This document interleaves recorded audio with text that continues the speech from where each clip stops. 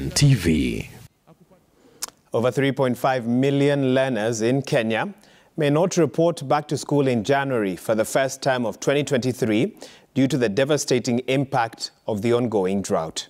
According to a report by Save the Children, an international child rights body, about 2 million children aged between 4 and 17 have been out of school since the third term of 2021, with the number projected to rise by an additional 1.6 million children as schools reopen.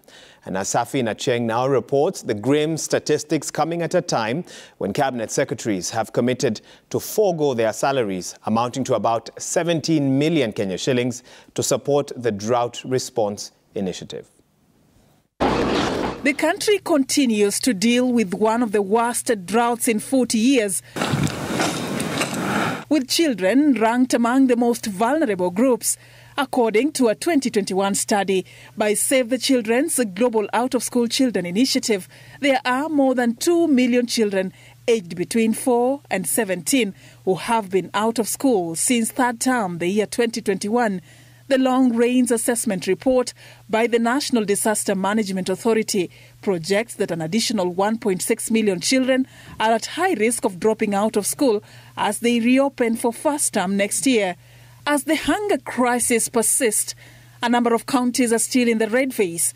Among the most affected counties include Mandera, with the highest number of school dropouts at 295,470 children aged between 4 and 17.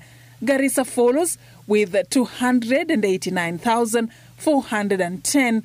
Wajir at 266,540. And Turkana County at 256,640 school dropouts. Other counties also greatly affected include Marsabit, Narok, West Pokot, and Samburu counties.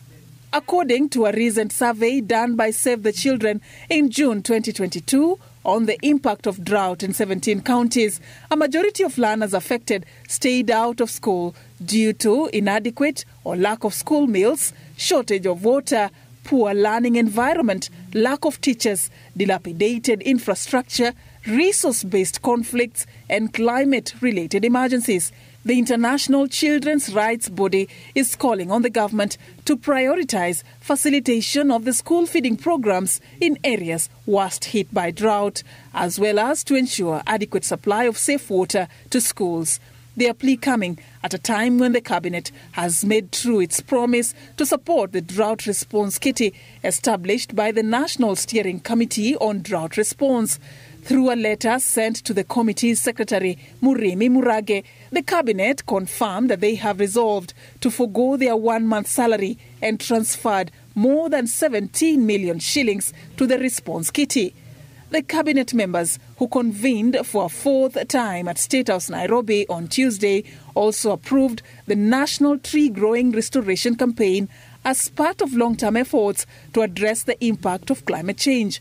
Kenyans of goodwill have been urged to emulate the noble gesture and stand with the 4.35 million people in the country who are facing high levels of acute food insecurity. Safin Acheng Oma, Citizen TV.